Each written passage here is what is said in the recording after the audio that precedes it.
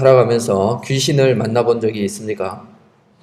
연세 많으신 분들은 옛날에 귀신 본 이런 목격담을 많이 들어보셨을 거예요. 제가 어렸을 때에는 우리 동네 귀신이 그렇게 많이 나타났대요. 저는 본 적이 없는데 한 번에 이제 동네 사람들이 이렇게 모여가지고 귀신을 본 얘기를 하는 거예요.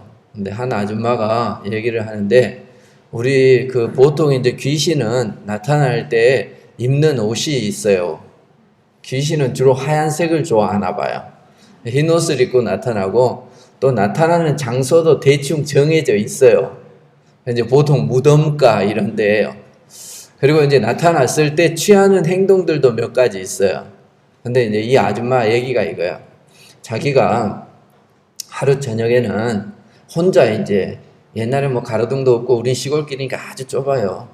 도로가 아니고. 그래 이제 그런 길을 걸어오는데 마침 그 문제의 장소인 무덤가 옆에를 지나가게 된 거예요. 근데 갑자기 예전에 자기가 들었는데 어떤 사람이 말이죠. 그 무덤가를 지나갈 때 위에서 자꾸 귀신이 돌멩이를 던지더라네. 근데 집에 올 때까지 던지더라네. 집에 딱 도착하고 나니까 안 던지더래요. 근데 말이죠. 하필이면 거기 딱 도착해가지고 안 그래도 들은 게 있는데 말이죠. 돌멩이가 날아오는 거야. 그러니까 막 깜짝 놀란 거지. 여기에 정말 귀신이 살고 있다더니, 그리고 뭐 이 귀신은 돌멩이 던지는 귀신이라더니 이 귀신이 정말 돌멩이를 던지는구나. 그래 이제 무서워가지고 막 뛰는 거지. 빨리 집에만 도착하면 이제 되니까. 그래서 막 뛰어왔는데 갑자기 말이죠. 그 위에서 하얀 옷을 입은 게 확 뛰어내리더라는 거예요. 그래서 자기가 그걸 딱 막는데 간 떨어질 뻔했답니다. 그런데 자세히 보니까 말이죠. 동네 짓궂은 아저씨들 하네. 그 아저씨가 말이죠. 얘기를 들은 거야. 누가 귀신 나타났다는 얘기를 들을 때 내가 한번 누구 골려 먹어야 되겠다 이렇게 생각하고 말이죠. 딱 그 자리에 기다리고 있다가 누가 마침 말이죠. 여자가 하나 혼자 지나가니까 그대로 따라간 거예요. 그런데 그분은 자기가 들은 게 있으니까 이거는 뭐 정말 분명히 귀신이다 이렇게 생각을 했던 거죠. 우리가 말이죠. 세상을 살아가면서 무엇을 듣고 무엇을 배우고 자라느냐에 따라서 우리가 그런 환경들이 닥칠 때 맞다. 내가 들었던 그 상황이 맞구나. 이렇게 생각하기가 쉬워요. 그래서 우리가 무엇을 듣고 무엇을 배우느냐 하는 것은 굉장히 중요합니다. 어렸을 때 어머니로부터 입맛이 짜게 길들여진 사람은 웬만큼 싱겁고 맛있는 것도 맛이 없다고 얘기를 해요. 짜야 되는 거야. 그래서 늘 소금이나 간장을 더 타서 이렇게 먹는 거죠. 그래 신앙생활도 말이죠. 우리가 처음 신앙생활 할 때 바르게 듣고 바르게 배우는 게 굉장히 중요합니다. 메소포타미아 지역에서는 이 바다의 신이 있다고 생각했어요. 우리나라의 바다의 신은 뭡니까? 용왕님. 그리스는 포세이돈 뭐 이런 거 있잖아.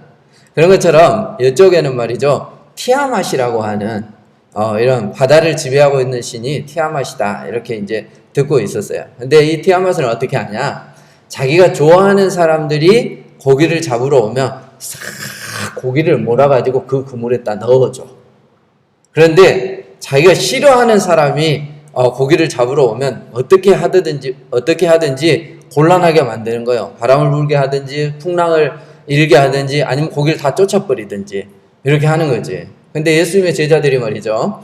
오병이어 기적을 벳세다에서 경험하고 나서 예수님께서 제자들을 먼저 보냅니다. 이유가 뭐냐면 거기에 있는 사람들이 예수님을 왕으로 모시려고 했어요. 예수님은 이 땅에 왕으로 오신 분이 아니잖아요. 그래서 제자들 보고 안 되겠다. 너희들 먼저 건너가라. 그리고 나서 거기에 있는 5,000명의 사람들을 흩어 집으로 보냅니다. 그리고 나서 예수님은 홀로 산에 기도하러 가셨어요. 자, 그 시간이 낮이었겠어요? 밤이었겠어요? 오병이어 기적이 언제 일어났어요?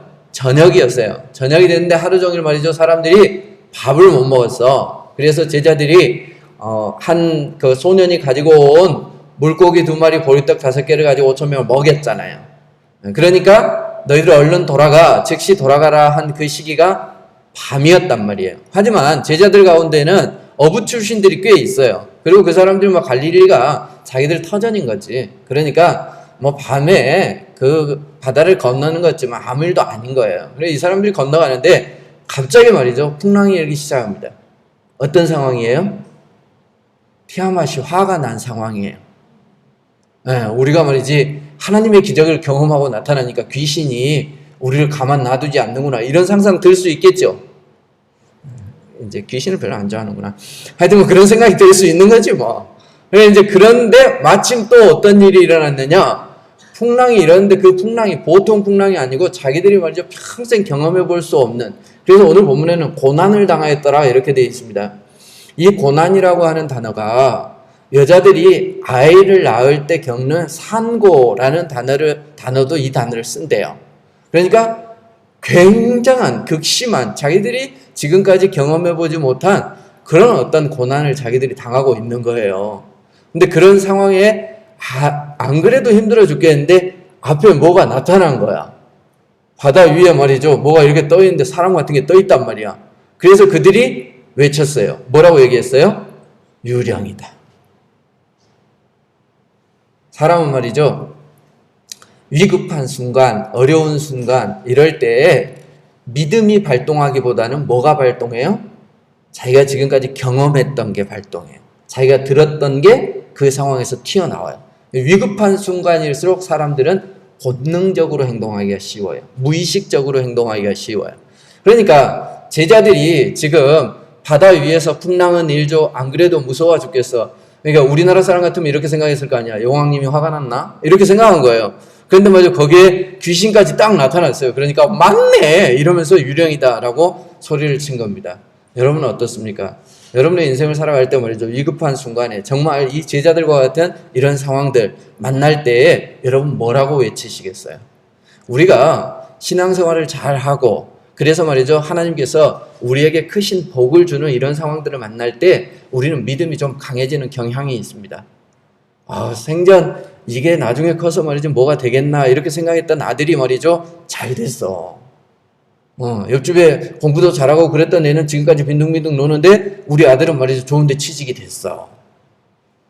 못생겨가지고 말이지 이게 결혼이라도 해먹겠나 이렇게 생각하고 늘 게을러가지고 말이지 결혼하면 맨날 남편에게 구박이나 받겠다 이렇게 생각했는데 멋진 남자를 만났고 사랑받고 잘 살아.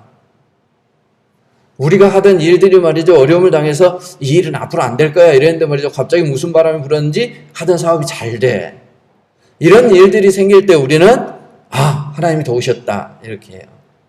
그런데 결혼을 했는데 아이를 못 낳아. 그럼 뭐라고 얘기할까요? 삼신 할매가 안 도와줘서 그러나? 이러는 거예요. 우리가 이때까지 듣고 배워왔던 것처럼. 전에 제가 그 결혼을 막 해서 광해교회에 있었잖아요. 그런데 우리 큰딸이 저녁 9시부터 자기 전까지 계속 울었어요. 그때부터 발성 연습을 많이 해가지고 노래를 잘하나 봐. 그래서 하여튼 저녁마다 울어요. 그러니까 주인집 할머니가 그분이 그 앞에 저기 주월 성결교회 있죠. 그 교회 다닌 분이요. 근데 그 할머니가 전도사님인 거는 아는데 이러면서 저한테 뭐라 그랬냐면 그래도 애가 그리 울면 삼신할매한테 빌어봐야 돼.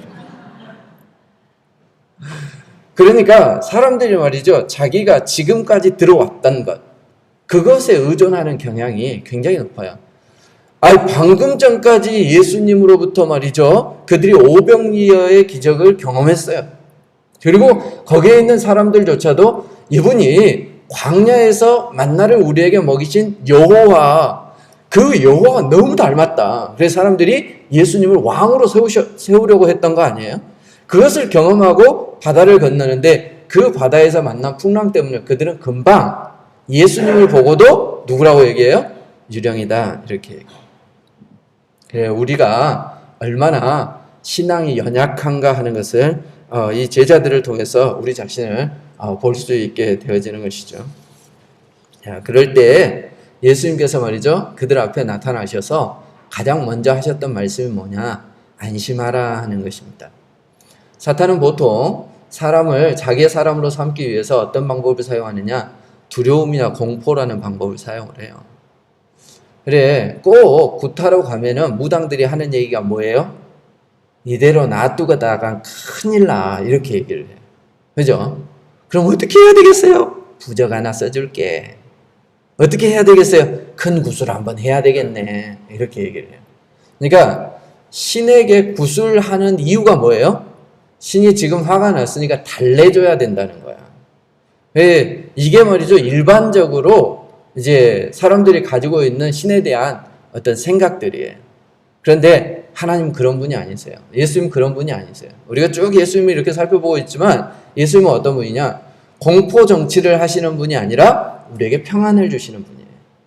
고난 가운데 있는 이 친구들의 마음을 예수님이 벌써 아는 거예요. 이거 봐라, 이거 봐. 방금 내가 그렇게 기적을 보여줬는데도 유령이라네. 이렇게 말씀하신 게 아니에요.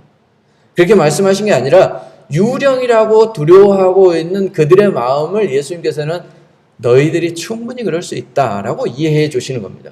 그리고 와서 유령이라고 하지 마라 라고 말씀하신 게 아니라 안심해라 라고 말씀하신 거예요. 예수님께서는 말이죠. 우리에게 공포로 다가오시는 분이 아니라 우리에게 평안을 주시는 분입니다. 두려움과 공포 가운데 있는 우리를 그 가운데서 벗어나게 해주시는 분이 누구냐? 그분이 바로 예수님입니다.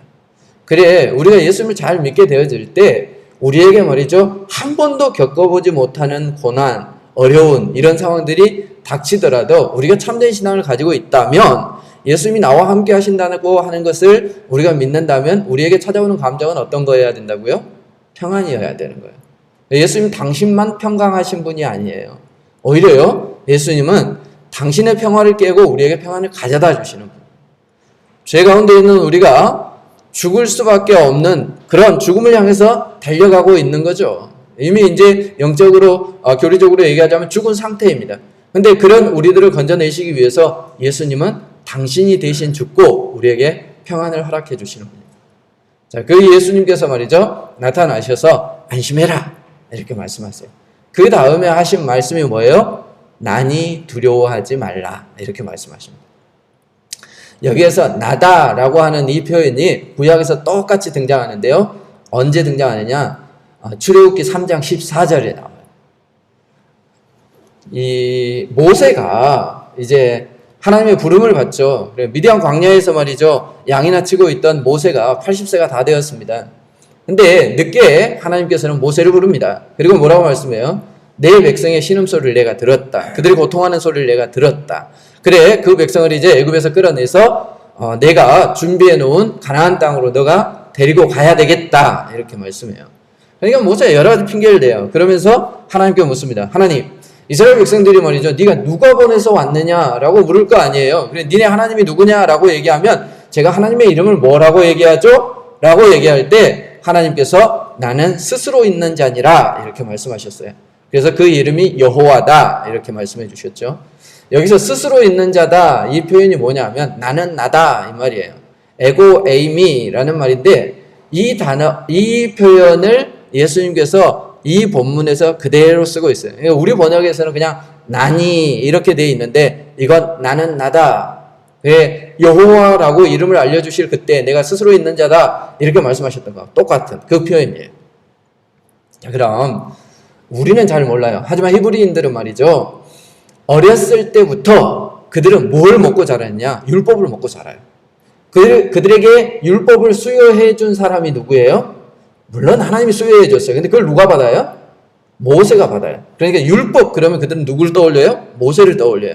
그럼 모세의 이야기를 그들은 알까요? 모를까요? 알죠. 모세가 어떻게 태어나서 말이죠. 무슨 일을 하다가 어떻게 죽었는지 그가 받은 율법이 무엇인지 이 히브리인들 다 아는 거예요. 그러면 그들이 말이죠. 나는 나다 라는 이 표현을 들었을 때 누구를 떠올리겠어요? 하나님을 떠올려요. 나는 영구야 하면 누구예요? 알잖아요, 우리는. 그죠? 다른 나라 사람들, 영구야? 이게 뭐야? 이러는데 우리는 누가 그 얘기를 하는지 알아. 그러니까 영구야 하면 알아요. 심지어는 우리나라 사람들은 말이죠. 레슬링 선수 빡빡이. 그럼 누군지 알아요. 알죠? 요즘 사람 몰라. 근데 옛날 사람 다 알아. 빡빡이. 그러면 누군지 알아. 그런 것처럼 유대인들은 말이죠. 나는 나다. 이 단어를 들으면 누구를 떠올리겠습니까? 여호와 하나님을 떠오르는 거예요. 그런데 예수님께서 그렇게 말씀하시는 거예요. 나다. 자, 그 다음에 이어서 하신 말씀이 뭐냐면 두려워하지 말라. 물론 안심하라, 두려워하지 말라. 이건 뭐 같은 맥락이죠. 근데 이 두려워하지 말라 이 말씀은 누가 누구에게 한 거예요? 네, 모세 후계자였던 여호수아가 그가 말이죠 모세가 떠나고 나서 그 많은 백성들을 데리고 전혀 한 번도 밟아보지 않은 땅 하나님이 약속해 주셨지만 그 가나안 땅으로 가는 거예요. 거인족들이 있고요. 그리고 그들이 넘어서 첫 번째 정복해야 될 여리고성은 어떤 성이에요? 천홍성 한 번도 무너지지 않는 성이에요. 근데 그것을 정복해야 되는 것에 대한 두려움을 가지고 있는데 하나님께서 여호수아에게 나타났습니다. 그리고 뭐라고 말씀하세요? 두려워하지 말라. 그리고 그 이후에 여호와의 군대 장관으로 그에게 나타났을 때도 뭐라 그래요? 두려워하지 말라. 그러면서 뭘 약속해 주세요? 내가 너와 함께 하겠다. 그럼 이스라엘 백성들이 두려워하지 말라라는 이 말을 누군가에게 들었을 때 그들은 누구를 떠올리겠습니까? 하나님을 떠올리는 거죠. 자, 그리고 예수님께서 무엇보다 말이죠. 그 상황 가운데서 바다를 걸어오셨습니다. 그래서 오늘 제목을 원래 처음에 주어졌던 거하고 제가 말씀을 준비하면서 바꿨는데 이 바다를 밟았다. 이제 이 표현이 더 맞는 거예요. 그래서 이제 구약의 메시지 가운데는 말이죠. 이 바다를 밟은 이런 사건들이 이제 나오는데 바다라고 하는 곳은 어떤 곳이냐? 이스라엘 백성들은 바다를 공포의 장소, 두려움의 장소, 그리고 혼돈의 장소 이렇게 생각해요. 그리고 이 바다는 지옥을 상징하기도 해요. 그런데 이 바다를 그럼 누가 지배하고 있겠습니까? 네. 바다를 지배하는 사탄이 있다. 귀신의 영역이라고 그들은 생각했습니다. 그래서 이 바다를 지배하고 있는 그 신을 이제 성경에서는 보면 바다에 살고 있는 용 혹은 리워야단이라고 이렇게 표현을 해요. 시편 74편 14절에 보면 리워야단의 머리를 부수시고 이런 표현이 있습니다. 이사야 27장 1절에 보면 그날에 여호와께서 그의 견고하고 크고 강한 칼로 날랜 뱀 리워야단 곧 꼬불꼬불한 뱀 리워야단을 벌하시며 바다에 있는 용을 죽이시리라. 이렇게 말씀해요. 그러니까 바다에 뭐가 있어요? 리워야단 용이 있어요. 근데 그것을요 하나님께서 밟으세요. 그 표현이 욥기에 나와요. 욥기 9장 8절에 보면 그가 홀로 하늘을 펴시며 바다 물결을 밟으시며. 그러니까 이제 보통 그 메소포타미아 지역에서 하나님을 모르는 사람들은 바다는 누가 다스린다고요? 바다의 신이 다스린다 이렇게 생각했어요. 그런데 하나님의 백성들은 말이죠. 이 바다는 누가 제압할 수 있다고 생각하는 거예요? 바다를 밟을 수 있는 바다의 신 사탄을 밟을 수 있는 유일한 존재는 누구예요? 여호와예요. 그런데 잘 보세요. 자기들이 이제 처음에는 자기들의 오감이나 본능을 이용해서 말이죠. 자기들이 들은 것을 기억하면서 그 물 위에 서 있는 그분을 보고 유령이다라고 얘기를 했어요. 그런데 말이죠. 예수님께서 나타나셔서 그들이 가지고 있는 생각을 바꾸어 놓으세요. 그러면서 안심하라. 나다. 두려워하지 말라. 그러면서 바다 위에 서 계세요. 바다를 밟고 계세요. 누구 형상이에요? 여호와 하나님의 형상인 거예요. 에이, 그렇게 생각했겠어? 그냥 예수님 걸어왔으니까 너무 신기하다. 마술인가? 뭐 이래 생각했겠지. 그렇지 않아요. 33절을 보세요. 그들이 말이죠. 예수님 배에 오르시니까 뭐라 그래요? 진실로 당신은 하나님의 아들이로소이다. 이렇게 표현해요. 유대인들이 진실로라는 단어를 쓰면은 진짜라는 얘기예요. 확실하다. 변함없이. 진실로 뭐라고 표현하는 거예요? 당신이 하나님의 아들입니다. 뭘 보고 그랬다는 거예요? 뭐 때문에? 지금까지 말이죠. 예수님의 제자들이 얼마나 많은 기적을 경험했습니까? 그런데 한 번도 그들이 예수님을 보고 당신은 하나님의 아들입니다. 이렇게 얘기한 적이 없어요. 이게 첫 기록이에요. 뭘 보고 그런 거예요? 예수님이 나타나셔서 한 메시지들. 그리고 말이죠. 무엇보다 그가 바다를 밟고 계시는 그 모습을 보면서 사탄의 권세를 이길 수 있는 유일한 분, 그분이 하나님인데 당신은 하나님이시군요. 근데 그들이 알고 있는 하나님이 따로 있어요. 그러니까 당신은 하나님과 똑 닮은 하나님의 아들입니다. 이렇게 표현을 한 거예요. 우리가 두려움 가운데 있을 때 말이죠. 그 두려움 가운데서 우리를 건져주실 유일한 분.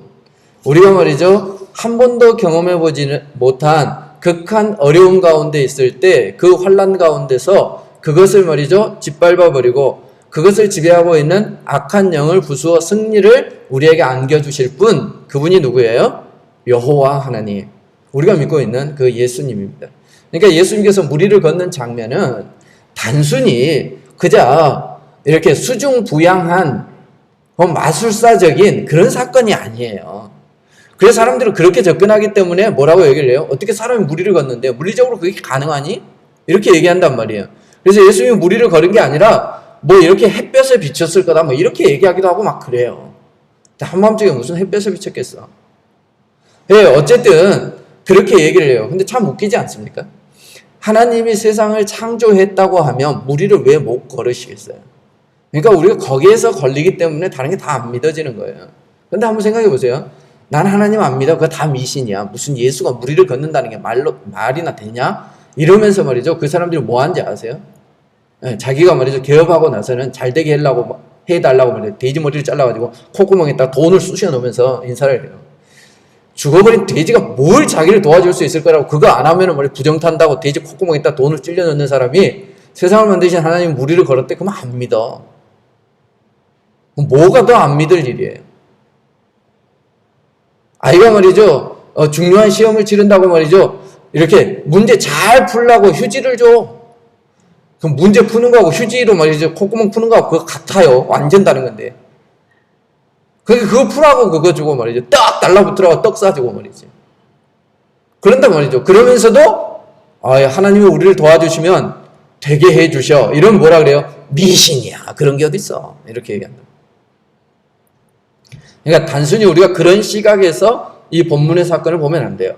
그래, 예수님이 무리를 걸었다더라. 이게 인간이 가능해? 막 이런 거 연구하고 이게 아니야. 이 본문은 뭘 의미해요? 네. 사탄이 지배하고 있는, 악한 영이 지배하고 있는 바다라고 하는 그 바다를 이렇게 밟고 계시는 예수님의 모습을 볼 수 있어야 돼요. 그래, 이것을 깨닫는다면 제자들처럼 우리는 누구라고 고백할 수 있겠어요? 네, 당신은 하나님의 아들입니다. 이렇게 우리가 고백할 수 있게 되어지는 것이죠. 아브라함은 말이죠, 하나님께로부터 약속을 받았습니다. 너가 큰 민족을 이루게 될 거다. 그런데 아브라함이 그 약속을 받은 이후에 수십 년이 지나도록 아들을 낳지를 못했어요. 그래서 그가 인간적인 방법을 써서 하갈을 통해서 이스마엘을 낳기도 했지만 하나님이 아니래요. 그리고 자기 아내 사례는 어때요? 완전히 이제 경수가 끊어져서 인간적으로 보면 말이죠, 도저히 아이를 낳을 수 없는 그런 상태가 되어졌어요. 자, 이런 상황들입니다. 그러니까 우리가 현실적으로 지금까지 말이죠, 배우고 들어오고 알고 있고 상식적으로 우리가 다 알고 있는 그런 상황이 우리 앞에 딱 펼쳐졌어요. 더 이상 애를 놓을 수 없어요. 자, 그런데도 하나님께서 우리에게 말씀하세요. 내가 너를 통해서 큰 민족을 이루게 하겠다. 그렇다면 여러분은 그 순간에 유령이라고 외치는 제자들, 그러니까 사람들이 말하는 게 맞아, 이건 상식이야 라고 외치겠습니까? 아니면 믿음으로 하나님 기다리랬어, 그러면 내가 많은 민족의 아버지가 될 거야 하고 믿음으로 기다리시겠습니다. 요셉도 마찬가지예요. 하나님께로부터 말이죠, 꿈을 이렇게 하나님께서 보여주셨죠. 그리고 뭐라 그래요? 내가 너를 들어서 해와 달이 너 앞에 절하게 하고 그리고 11별이 너에게 절하게 할 거다. 이렇게 하나님께서 약속해 주셨어요. 그런데 어때요? 그 11별이 자기를 말이죠, 두드러 패고 노예로 팔아버렸어요. 그리고 자기는 시간이 지나면서 말이죠, 사람들로부터 모함을 받아가지고 감옥에 갇히는 그런 신세가 되어졌어요. 아무런 희망이 보이지 않아요. 그런 상황 가운데서 그래도 하나님께서 나에게 약속한 것을 이루어 줄 것이다 라고 믿고 하나님 앞에 죄를 짓지 않고 그 때를 기다릴 수 있으시겠습니까? 상황이라고 하는 현실의 벽을 넘어설 수 있겠냐는 거예요. 그게 유령이다 라고 소리치는 사람들이 대하는 태도예요. 다윗도 마찬가지예요. 자기가 아무 상관이 없을 때 말이죠, 궁중의 일과는 관계가 없는 그런데 어느 날 갑자기 사무엘이라고 하는 선지자가 와서 자기 위에 기름을 붓더니 얘기를 하는 거지. 너는 왕이다. 하나님 너를 왕으로 세우셨다라고 얘기를 해요. 그런데 자기가 골리앗을 죽인 이후에 정말 이락 스타가 된 건 맞아요. 그리고 사울이 그를 자기의 사위로 삼고 천부장으로 삼았어요. 이게 뭔가 될 것 같잖아. 근데 그 이후에 오히려 사울은 그를 죽이려고 수년 동안 쫓아다녔습니다. 그런 상황 가운데서도 사울을 죽일 수 있는 상황에서 하나님이 기름 부어 세운 분이기 때문에 내가 건드리면 안 돼. 그러면서 하나님의 때를 기다리는 거, 이게 믿음이에요. 그런데 대부분의 사람들은 제자들처럼 자기가 하나님께서 주신 약속을 붙잡고 있기보다는 자신의 지식을 따르기가 쉽고요. 그리고 자기 눈앞에 보이는 육신적으로 내가 볼 수 있고 만질 수 있는 이 오감을 따르기가 믿음을 따르기보다 훨씬 쉬워요. 우리가 그런 상황을 살아가고 있단 말이에요. 근데 그런 우리에게 오셔서 예수님께서 하시는 일은 뭐예요? 너희들이 모르는구나. 안심해. 나야. 두려워하지 마라. 그러면서 당신이 누구신지 우리에게 알려주시는 거예요. 이런 믿음의 경력이 말이죠. 계속해서 우리에게 쌓여갈 때 어느 순간 우리는 정말 우리의 앞에 놓여 있는 것을 보고도 보이지 않는 하나님을 믿을 수 있는 그런 믿음의 경지에 이르게 되어지는 것이죠. 제자들은 지금 교육기간이에요. 여러분 어떠세요? 여러분 상태는 어떻습니까? 만약 여러분이 이런 상황에 놓여 있다면 유령이라고 외치는 사람이 되겠습니까? 아니면 예수님을 보고 오! 하나님의 아들이다! 이렇게 외치겠습니까? 우리가 이제 우리의 상황 가운데서 말이죠. 정말 우리가 믿음의 눈을 가지고 오감을 의지하지 아니하고 예수님을 의지할 수 있는 그런 사람이 되어지시기를 바랍니다. 자, 그래 이제 마가와 요한도 이 사건을 같이 기록하고 있어요. 근데 마가와 요한은 뒤에 얘기가 빠진 게 있어요. 근데 마태는 하나 더 첨가해서 기록하고 있는 에피소드가 있는데 그게 누구 얘기냐? 베드로 얘기입니다. 베드로가 말이죠. 예수님이 이제 물 위에 딱 서 계시고 너희 두려워하지 말라 이 말을 듣고 나서 이제 예수님께 만일 주님이시거든 나를 오라 해서 물 위를 걷게 해주십시오 라고 부탁을 하죠. 그러니까 예수님께서 뭐라 그래요? 와라 이렇게. 베드로가 말이죠. 물 위를 걷습니다. 그런데 바람을 보고 두려워 물에 빠져 버렸습니다. 마태는 다른 이 저자들보다 이 베드로를 좀 집중해서 조명하는 경향이 있습니다. 아마 베드로가 예수님의 수제자로서의 자격이 있다라고 하는 것을 의도적으로 그가 보여주기 위해서 다른 저자들은 기록하지 않는 부분을 그가 기록했는지 몰라요. 그래, 이 베드로의 얘기가 사실은 그렇게 대단한 건 아니잖아요. 근데 제가 이 본문을 읽으면서 생각했던 것은 도전하지 않는 제자들이 예수님이 보시기에 더 나았을까? 아니면 도전해보고 물에 빠진 베드로가 더 나았을까? 여러분 누가 더 나은 것 같아요?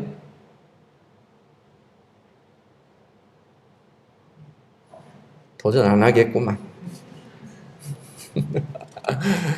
여러분 우리가 물에 빠지더라도 말이죠. 도전해보는 그것이 참 아름다운 일이다. 이렇게 생각되어집니다.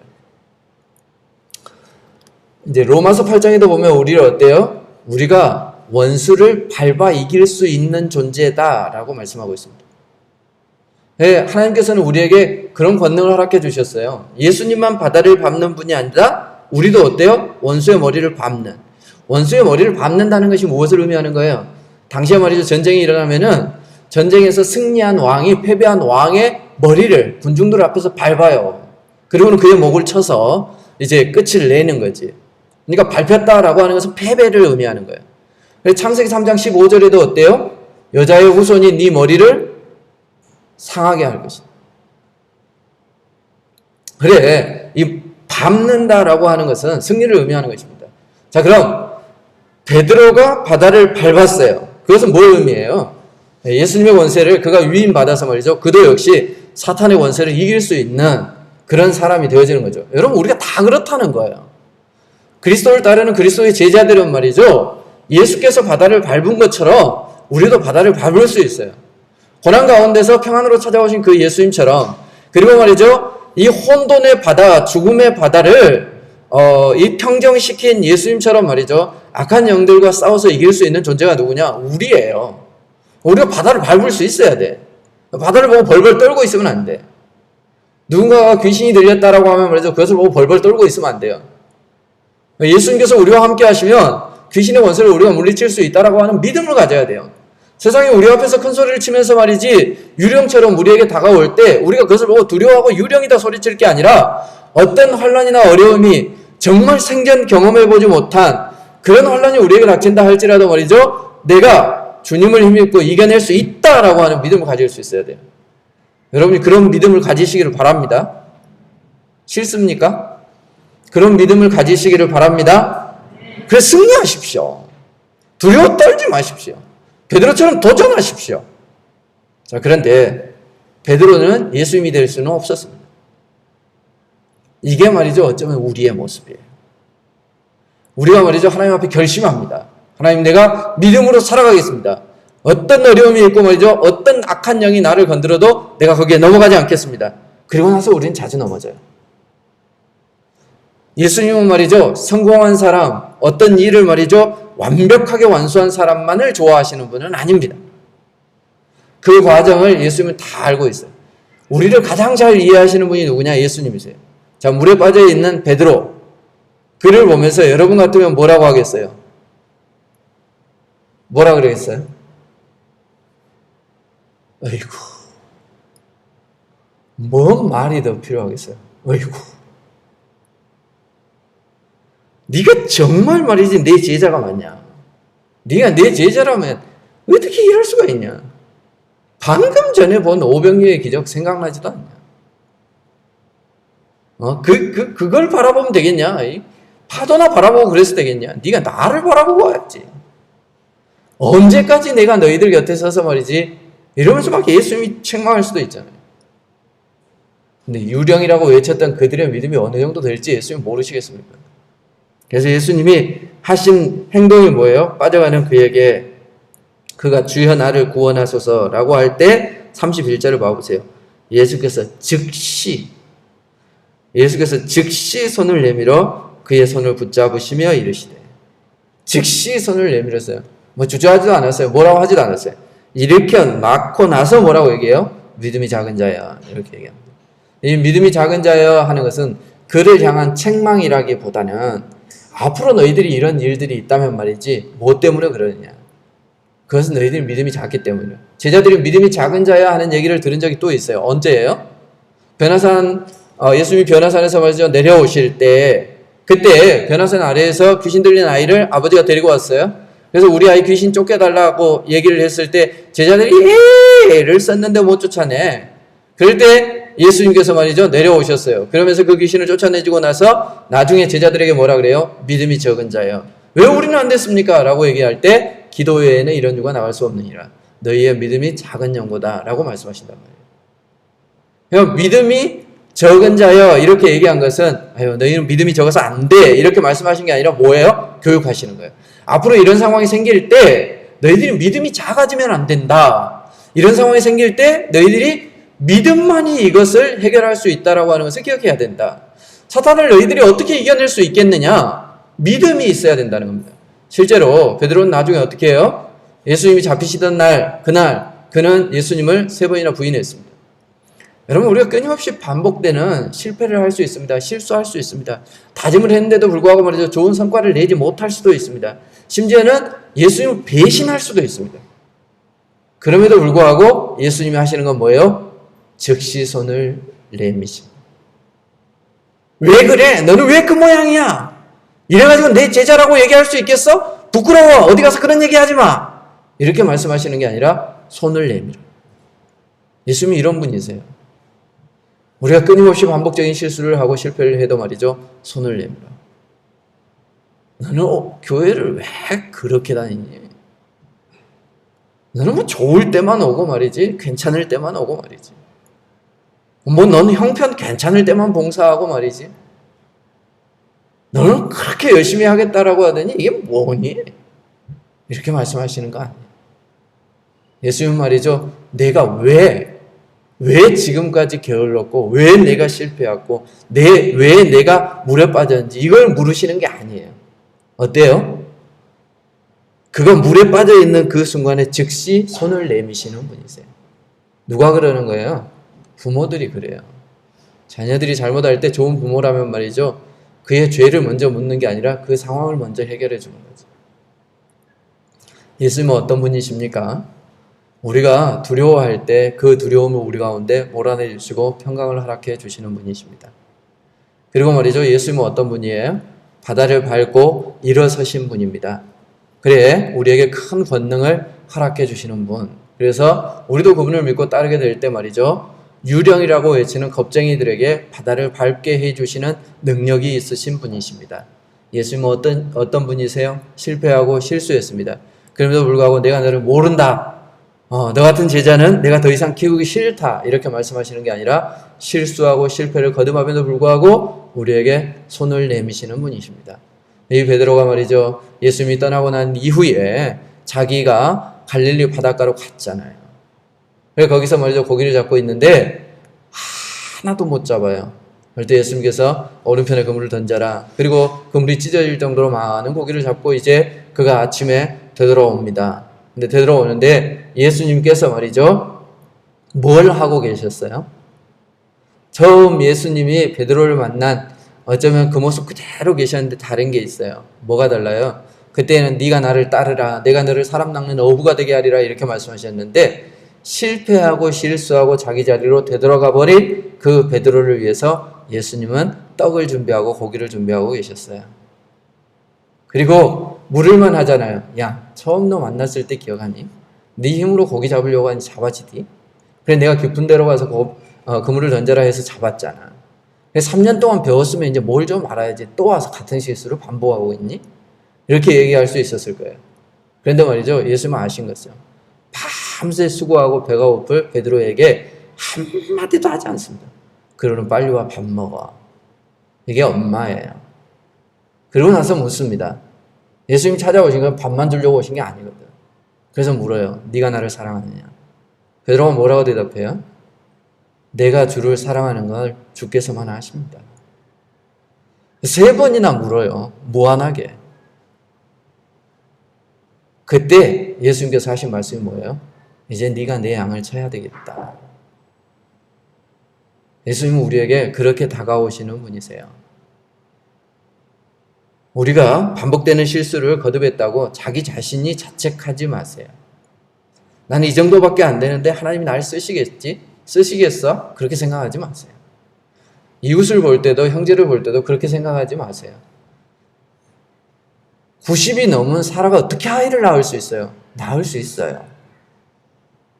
감옥에 있는 요셉이 어떻게 성공할 수 있어요? 할 수 있어요. 하나님께서 말이죠. 손을 내미시면 가능하세요. 오늘 바다에 빠져서 허우적거리는 베드로에게 손을 내미신 그 예수님은 여전히 우리에게 손을 내밀고 계십니다. 여러분 지금 어떤 상황 가운데 계세요? 유령이라고 두려워하는 상황 가운데 계세요? 아니면 베드로처럼 장담했지만 실패해서 물에 빠져있는 상황 가운데 계세요? 아무런 성과를 내지 못해서 하나님 앞에서 부끄러운 상황 가운데 계세요? 예수님께서는 여러분에게도 지금 손을 내미십니다. 그 손을 붙잡고 여러분들이 일어나십시오.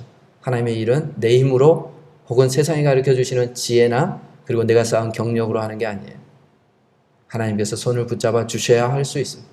하나님이 이끄시는 대로 하는 거예요. 우리가 그 하나님의 이끌림을 받고 그 손까지 잡고 나아갈 때 하나님께서 우리에게 계획하신 그 일들을 우리를 통해서 이루실 줄 믿습니다. 기도하겠습니다.